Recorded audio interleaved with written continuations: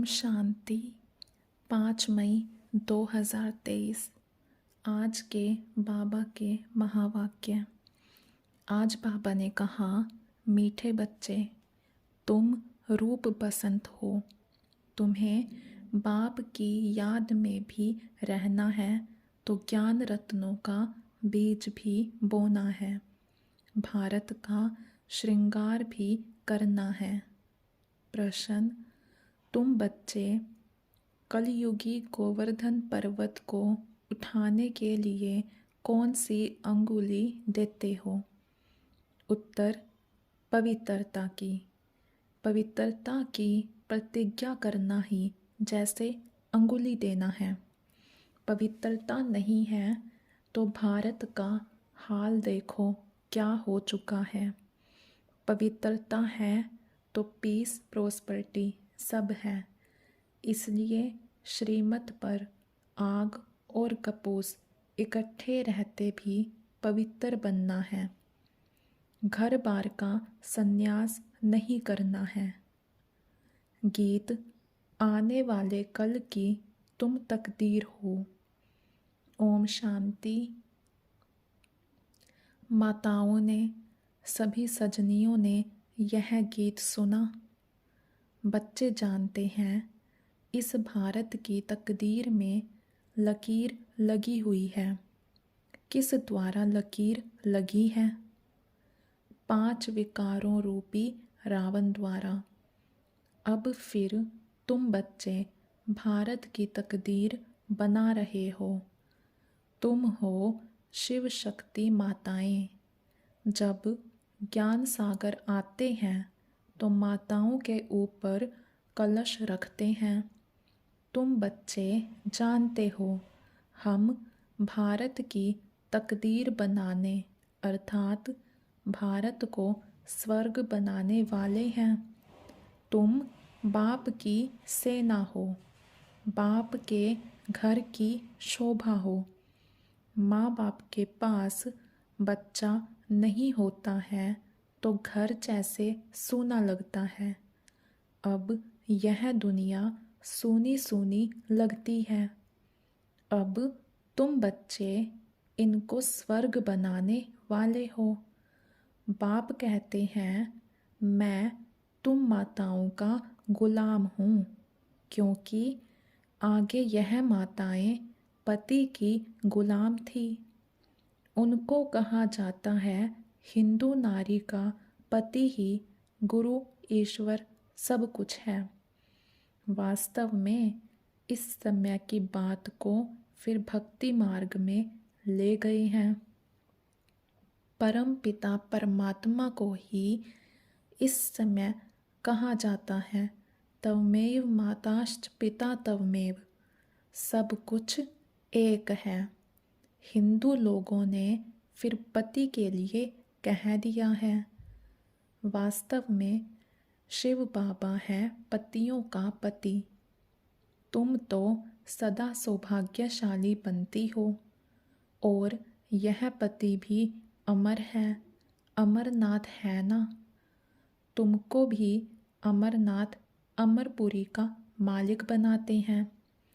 ऐसे पति को बहुत याद करना है जो तुमको पढ़ाकर स्वर्ग का मालिक बनाते हैं। ऐसे पति को भूलने से रोना आ जाता है। बाप कहते हैं, क्या तुम्हारा साजन मर गया है जो तुम रोती हो? तुमको तो अभी सदैव हर्षित मुख रहना है। देवताओं का मुखड़ा सदैव हर्षित रहता है। मनुष्य देखने से ही खुश होते हैं। देवताओं ने वह खुशी कहाँ से लाई? संगम पर बाप ने ऐसा हर्षित मुख खुश मिजाज बनाया था। अभी पुरुषार्थ करना है तभी तो अविनाशी बनेंगे। बाप कहते हैं, रोने की बात ही नहीं है। वाह, ऐसा सलोना साजन मिला है जिससे स्वर्ग के महाराजा महारानी बनते हो। तुम श्रीमत पर कदम कदम चलते रहो। तुम जो वर्शंस सुनते हो वह एक एक वर्शंस लाख रुपए का है। वह विद्वान लोग गीता, वेदांत आदि सुनते हैं तो कहते हैं यह एक एक वर्शंस लाख रुपए का है, परंतु ऐसा तो है नहीं। तुम हर एक रूप बसंत हो, आत्मा रूप है ना। बाप भी है रूप, फिर उनको ज्ञान सागर कहा जाता है। ज्ञान की वर्षा कराने वाला है, स्थूल पानी की बात नहीं। इसको तो ज्ञान रतन कहा जाता है। हरेक को यह ज्ञान रत्नों का बीज बोना है।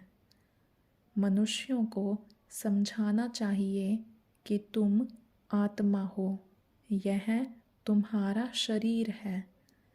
तुम कहते हो पाप आत्मा पुण्य आत्मा। पाप परमात्मा, पुण्य परमात्मा नहीं कहते हो। इससे सिद्ध है परमात्मा सर्वव्यापी नहीं है। माया पाप आत्मा बनाती है और पाप पुण्य आत्मा बनाते हैं। पुण्य आत्माओं की दुनिया को स्वर्ग और पाप आत्माओं की दुनिया को नरक कहा जाता है। सबको पावन बनाने वाला सद्गति दाता एक ही बाप है।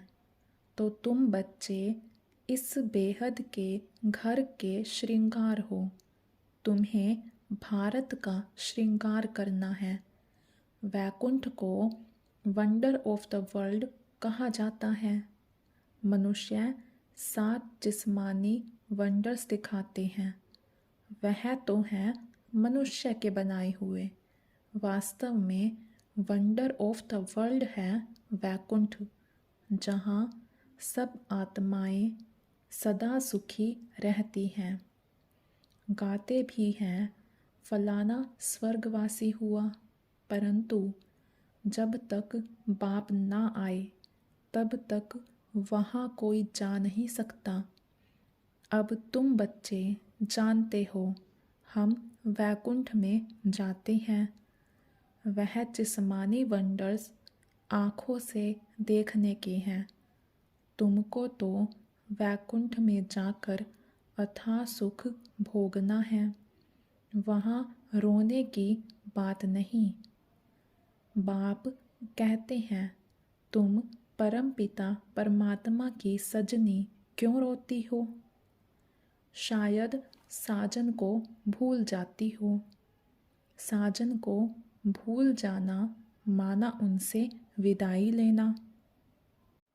सदैव उनको याद करते रहो तो रोने की बात नहीं। बाकी किसका संबंधी आदि मरता है तो रोते हैं। अब तुम जीते जी छुट्टी लेते हो। सबसे छुट्टी ले, रो रो कर फिर सदा के लिए हंस पड़ते हो, क्योंकि वैकुंठ में जाते हो। यहाँ तो रोने की दरकार नहीं। बाबा ने कहा है अम्मा मरे तो भी हलवा खाना। कौन सा हलवा? यह ज्ञान का। अब तो सब मरे पड़े हैं। किसका चिंतन करें, किसका ना करें, इतने सब मरेंगे। कोई क्रियाकर्म करने वाला भी नहीं रहेगा। जापान में बम से इतने मरे, फिर किसने क्रियाक्रम किया? क्रियाक्रम करने वाले भी मर जाएंगे। यह तो भक्ति मार्ग की रस्म रिवाज है। सतयुग में ऐसी बातें होती नहीं। वहाँ तो अथाह सुख है। मोहजित राजा की कहानी भी वहाँ की है। तुमने जन्म जन्मांतर यह कथा सुनी है। अब बाप कहते हैं जो कुछ सुना है वह भूल जाओ। अब सब बाप से सुनो। Hear no evil, see no evil. उन्होंने बंदरों की शक्ल का एक खिलौना बनाया हुआ है। Talk no evil, see no evil, क्योंकि इस समय मनुष्य बंदर से भी बदतर हैं, जो सुनाओ सत सत करते रहते हैं। बाबा कहते हैं, बच्चे गलानी की बातें मत सुनो। मैं कल्प के संगम युग पर आता हूँ। बाप को तो ज़रूर आना ही है, तब तो नॉलेज दें। मनुष्य कहते ऋषि मुनि आदि त्रिकालदर्शी थे। बाबा कहते बिल्कुल नहीं। लक्ष्मी नारायण भी त्रिकालदर्शी नहीं थे। त्रिकालदर्शी सिर्फ तुम ब्राह्मण बने हो। तुम्हारा यह 84वां अंतिम जन्म है। ऐसे नहीं, यह ज्ञान के संस्कार दूसरे जन्म में रहेंगे। नहीं, यह प्रायलोप हो जाते हैं। वहाँ तो राजाई स्थापन हो जाती है, तो राजयोग की दरकार नहीं। तो देखो बाबा क्या कहते, मनुष्य क्या कहते हैं। रात और दिन का अंतर है। मनुष्य कहते परमात्मा सर्वव्यापी है। बाप कहते हैं नहीं। मनुष्य कहते हैं कलयुग की आयु अभी 40,000 वर्ष पड़ी है। बाप कहते हैं नहीं। कितने गपोड़े सुनाए, घोर अंधियारा कर दिया है। अब मीठा बाप कहते हैं बहुत मीठा बनो। तुम ईश्वरीय दरबार में ईश्वर के बच्चे हो। तुम्हारा फर्ज है योग लगाना। गोवर्धन पर्वत पर जाएंगे तो वहाँ अंगुली दिखाई है। पर्वत की कितनी पूजा होती है। भारत जब गोल्डन एज बनता है तो उनकी पूजा नहीं होती। तो यह अंगुली है तुम्हारी निशानी। पवित्रता की प्रतिज्ञा करना जैसे अंगुली देना है। भारत को सैल्वेज करने के लिए पवित्रता है तो पीस प्रोस्पेरिटी सभी है। पवित्रता नहीं है तो भारत का हाल देखो क्या है। मेहनत है ना। सन्यासी कहते आए आग और कपूस इकट्ठे रह नहीं सकते। शास्त्रों में ऐसा है, परंतु तुम सन्यासियों को कह सकते हो कि हम कैसे आग कपूस इकट्ठे रहते पवित्र रहते हैं। सन्यासियों को श्रीमत थोड़े ही मिलती है। हम तो अब बाप की श्रीमत पर चलते हैं। उनको मिलती है शंकराचार्य की मत, यह है शिवाचार्य की मत। तुम शिवाचार्य के बच्चे हो, यह कोई नहीं जानते। कहते हैं परमात्मा ज्ञान का सागर है, तो आचार्य हुआ ना, वह शंकराचार्य है। सन्यासी बहुत शास्त्र पढ़कर टाइटल लेते हैं। श्री कृष्ण आचार्य कभी नहीं कहा जाता है। शिव का पता ही नहीं, वह बाप को जानते ही नहीं है। सिवाय बाप के और किसी को ज्ञान का सागर नहीं कह सकते हैं। कोई सन्यासी मिले तो बोलो तुम हो निवृत्ति मार्ग वाले हठ योग सन्यासी, हम हैं परवर्ती मार्ग वाले राजयोगी। तुम राजयोग सिखला नहीं सकते हो। तुम हो रजोगुनी, क्योंकि शंकराचार्य आते ही हैं द्वापर में। तुम्हारा है हठ योग कर्म संन्यास। वास्तव में कर्म संन्यास तो होता ही नहीं है। अब तुम बच्चों को डायरेक्शन ही कुछ और मिलता है। मनुष्य चाहते हैं शांति में रहें।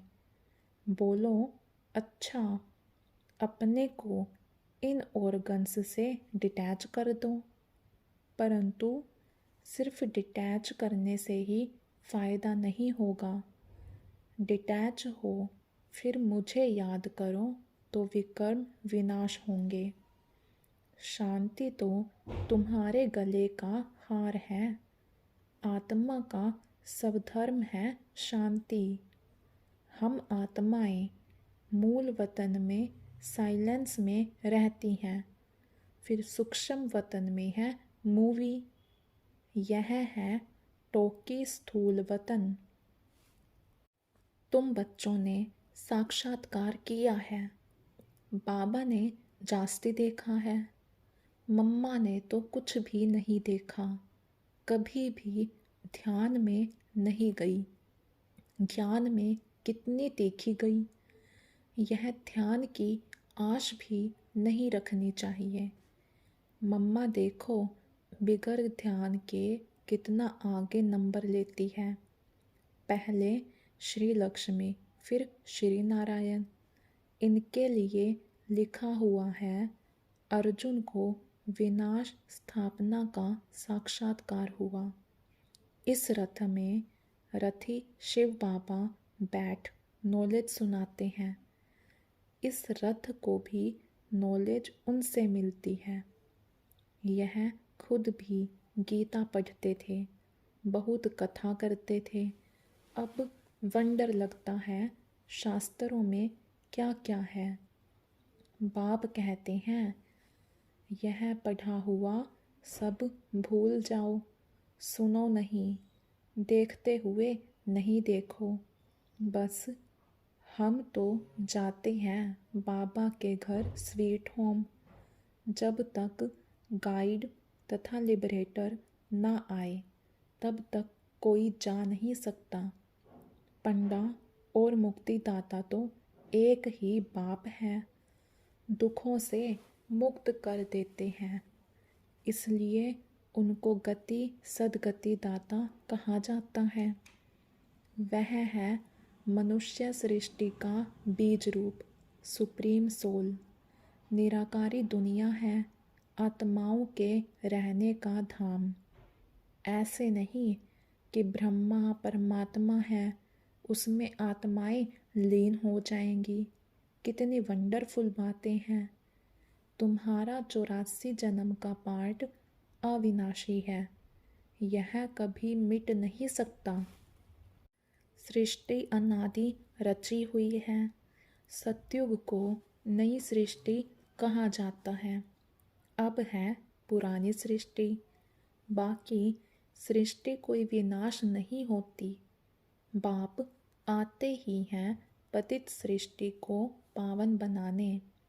सृष्टि तो है ही है। 84 जन्म तो ज़रूर देवताओं के ही होंगे, फिर कम होते जाते हैं। फिर क्रिश्चियन आदि का भी हिसाब निकाल सकते हैं। वास्तव में भारतवासियों की जनसंख्या बहुत होनी चाहिए, परंतु और धर्मों में कन्वर्ट होने कारण कम हो गए हैं। नाम ही हिंदू रख दिया है। बाप कहते हैं मैं आता ही तब हूँ जब मुझे ब्रह्मा द्वारा देवी देवता धर्म की स्थापना करनी है। शंकर द्वारा विनाश, फिर जो स्थापना करते हैं वही पालना करेंगे। गांधी जी को भी जिन्होंने मदद की, मेहनत की, आज बहुत सुखी हैं। वहाँ सुखी तो सब बनेंगे, बाकी पद में फ़र्क पड़ जाता है। जो बाप की याद में रहते हैं और वर्षे को याद करते हैं वह सूर्यवंशी बनेंगे। कम याद करेंगे तो चंद्रवंशी, नहीं तो फिर प्रजा दास दासियाँ आदि तो बहुत चाहिए ना। बाप ने समझाया है, योग बल से ही कोई भी विश्व का मालिक बन सकता है। तुम हो योग बल की अहिंसक सेना। क्रिश्चियन को भी इतना बल मिल जाए तो विश्व के मालिक बन सकते हैं, परंतु लो नहीं कहता है। वह बंदर की कहानी है ना। श्री कृष्ण के मुख में माखन आ जाता है विश्व की राजाई का, तो विश्व का राज्य योग बल से ही मिल सकता है। बाप कहते हैं, मैं स्वर्ग रचता हूँ। तुम बच्चों का यही धंधा है। बच्चे फिर बाप के बन स्थापना में मदद करते हैं। अच्छा, मीठे मीठे सिक्के लदे बच्चों प्रति माता पिता बाप दादा का याद प्यार और गुड मॉर्निंग।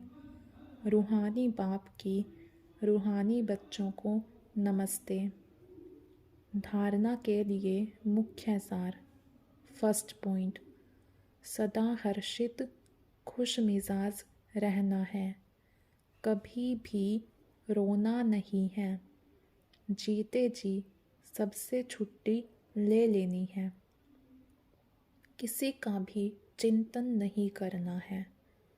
सेकंड पॉइंट, अपने शांति स्वधर्म में स्थित रहना है। ज्ञान और योग से देखा जाना है। ध्यान की आश नहीं रखनी है। वरदान, यथार्थ श्रेष्ठ हैंडलिंग द्वारा सर्व की दुआएं प्राप्त करने वाले सर्व के स्नेही भव। जैसे बाप ने किसी भी बच्चे की कमज़ोरी को नहीं देखा, हिम्मत बढ़ाई कि आप ही मेरे थे, हैं और सदा बनेंगे। ऐसे फॉलो फादर करो। हरेक की विशेषता को देखते संबंध संपर्क में आओ तो आत्माओं से स्वतः आत्मिक प्यार इमर्ज होगा और बाप के साथ साथ सर्व के स्नेही बन जाएंगे। जहाँ आत्मिक स्नेह है वहाँ सदा सभी द्वारा सद्भावना सहयोग की भावना स्वतः ही दुआओं के रूप में प्राप्त होती है। इसको ही रूहानी यथार्थ हैंडलिंग कहा जाता है। स्लोगन, अपने श्रेष्ठ संकल्पों की एकाग्रता द्वारा अन्य आत्माओं की भटकती हुई बुद्धि को एकाग्र कर देना ही सच्ची सेवा है। अच्छा, ओम शांति। ओम शांति। आज बाबा ने कहा, मीठे बच्चे, इस समय भारत की तकदीर में रावण की लकीर लगी हुई है। तुम बच्चे हो भारत की तकदीर को बनाने वाले। बाबा कहते, मैं माताओं का गुलाम हूँ, क्योंकि माताएं आगे अपने पति की गुलाम थी। अब बाप आए, ज्ञान का कलश माताओं को देते हैं। इसी समय का गायन है वंदे मातरम। और बच्चों से ही बाप के घर की शोभा है। जैसे लौकिक में भी माँ बाप के पास बच्चा नहीं होता तो घर जैसे सूना लगता है, इसी तरह बच्चे अगर बाप के घर में ना आए तो बाप का घर भी सूना लगता है। बाबा कहते, तुम जो ज्ञान रतन सुनते हो वह एक एक रतन लाखों रुपयों का है, अर्थात हीरे तुल्य अमूल्य है। बाबा कहते, यहाँ तुमको रोने की कोई दरकार नहीं। अम्मा मरे तो भी हलवा खाओ और अब्बा मरे तो भी हलवा खाओ, ज्ञान रूपी हलवा। बाबा कहते, hear no evil, see no evil, do no evil, talk no evil और थिंक नो इविल। बाबा कहते, बहुत बहुत मीठा बनना है। पवित्रता है तो पीस प्रॉस्पर्टी सब है। पवित्रता नहीं तो देखो भारत का हाल क्या हो गया है। तुम सन्यासियों को भी कह सकते हो कि हम कैसे गृहस्थ व्यवहार में रह पवित्र रहते हैं। बाबा कहते यहाँ पढ़ा हुआ सब कुछ बोलना है, बस एक बाप की सुनो और उनकी श्रीमत पर चलो। बाबा कहते बच्चों का धंधा ही है योग बल से विश्व को पावन बनाना। और बाबा कहते हर एक की विशेषता को देखने का चश्मा पहनना है। अच्छा, ओम शांति। ब्रह्मा कुमारी दादी चंद्रमणि जी अपना अनुभव सुनाती है कि मैं कुंज भवन में मम्मा की सहयोगी थी। इसके कारण मुझे मम्मा के साथ का संग रहने का, उनसे सीखने का बहुत अवसर मिला। मम्मा के हर गुण मुझे बहुत अच्छे लगते थे। मम्मा तो सच्ची योगिन थी। कभी व्यर्थ बातों में, व्यर्थ कार्यों में समय गंवाए ये हमने मम्मा में कभी नहीं देखा। हर किसी के गुण देखना, अवगुण ना देखना, न वर्णन करना, दूसरों को ज्ञान समझाना, शिक्षा देकर किसी का जीवन बनाना, कन्याओं को निडर और शक्ति शेरणी बनाकर बाबा को समर्पित कराना, ये सब विशेषताएं मैंने मम्मा से देखी।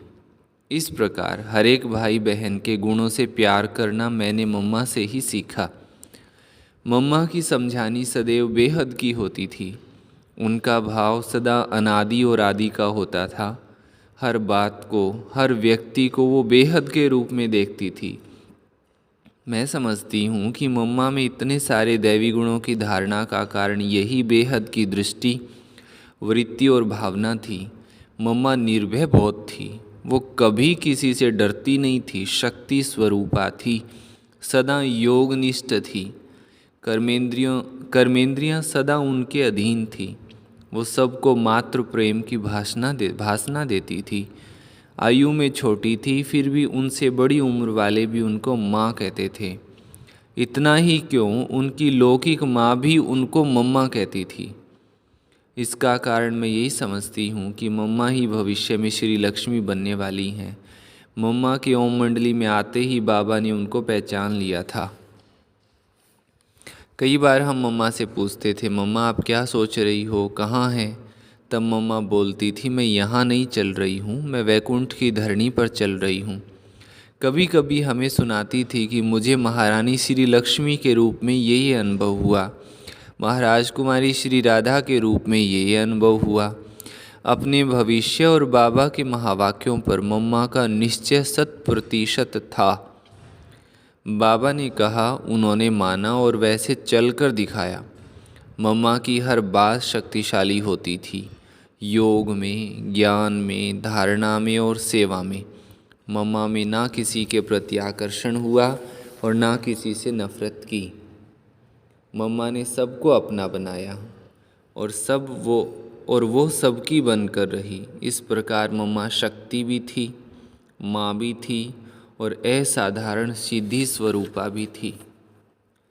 दादी मनोहर इंदिरा मम्मा के बारे में सुनाते हुए कहती हैं कि मेरा ऐसा सौभाग्य था कि बाबा का घर भी मेरे घर के पास था और मम्मा का घर भी मेरे पास था। जब हम बाबा रोज़ गीत बना करके भेजते थे और मम्मा तर्ज निकाल करके सत्संग में गाया करती थी। गीता ज्ञान और मम्मा के गीत गाने की मधुरता से आकर्षित होकर दिन प्रतिदिन सत्संग में आने वालों की संख्या बढ़ती गई। उनमें माताएं और कन्याएं ज़्यादा संख्या में थी। उसी समय दिव्य दृष्टि दाता बाबा ने दिव्य दृष्टि का भंडार भी खोल दिया था। ओम की ध्वनि सुनते ही कई माताएं और कन्याएं ध्यान में चली जाती थी। वो ध्यान में अनेक प्रकार के दृश्य देखती थी। माताओं को स्वर्ग तथा श्री कृष्ण के साथ खेलपाल करने के साक्षात्कार होते थे। आंखें बंद हैं मगर वो श्री कृष्ण को देख रही हैं। श्री कृष्ण जा रहा है और वो उनके पीछे जा रही हैं।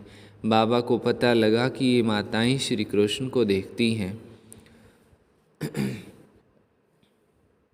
तो ये साक्षात्कार के कारण बहुत नामाचार होता गया। मम्मा का लौकिक नाम राधे था। वो सत्संग में ओम की ध्वनि लगाती थी तो बाबा ने उनका नाम ओम राधे रख दिया। जब कोई भी किसी माता अथवा कन्या से पूछता तुम कहाँ जा रही हो, तो वो कहती थी कि ओम राधे के पास। क्यों जा रही हो? तो कहती थी ओम की ध्वनि लगाना सिखाती है ना, इसलिए हम ओम राधे के पास जा रही हैं। मम्मा ओम ध्वनि लगवाते थे, तो ऐसे कहती थी कि वो हमें ओम की ध्वनि लगाना सिखाती हैं और उसका अर्थ समझा कर उसमें एकाग्र होना सिखाती हैं। इसलिए हम लोग ओम राधे के पास जाते हैं। अपना बंगला और सत्संग की सारी जिम्मेवारियों को ओम राधे को सौंप कर बाबा अपने परिवार के साथ कश्मीर चले गए थे। मम्मा जब भी सत्संग में आती थी तो सत्संग करने के बाद वहाँ कुछ न कुछ सेवा करके अपने लौकी घर चली जाती थी, लेकिन ना कभी प्रसाद खाती थी ना भोजन करती थी। मम्मा सोचती थी कि इससे भी मेरे कर्म का हिसाब बनता है। हम सेवा तो करते नहीं अथवा कम करते हैं, और यज्ञ का भोजन अथवा प्रसाद खाते हैं तो उसका बोझ हमारे ऊपर चढ़ता है। हमारा काम है सेवा करना, ना कि सत्संग में आकर खाते पीते रहना। जब ये बाबा को पता पड़ा कि मम्मा ओम मंडली में कुछ खाती पीती नहीं है, तो कश्मीर से बाबा ने मम्मा को पत्र लिखा, बच्ची तुम्हारा वहाँ रहना ही बहुत बड़ी सेवा है। तुम्हारे वहाँ रहने से बहुतों की सेवा होगी। तुमको वहीं रहना और वहीं खाना पीना। तब से बाबा की आज्ञा के अनुसार मम्मा ने वहाँ खाना पीना शुरू किया। नहीं तो मम्मा सुबह आती थी, उसके बाद सत्संग करा करके सेवा करके दिन में अपने घर चली जाती थी। इसी प्रकार शाम को आकर फिर रात को चली जाती थी। जब से मम्मा ने यज्ञ में रहना शुरू किया तब से मम्मा में बहुत परिवर्तन आने लगे थे। अच्छा, ओम शांति। बाकी हम कल सुनेंगे।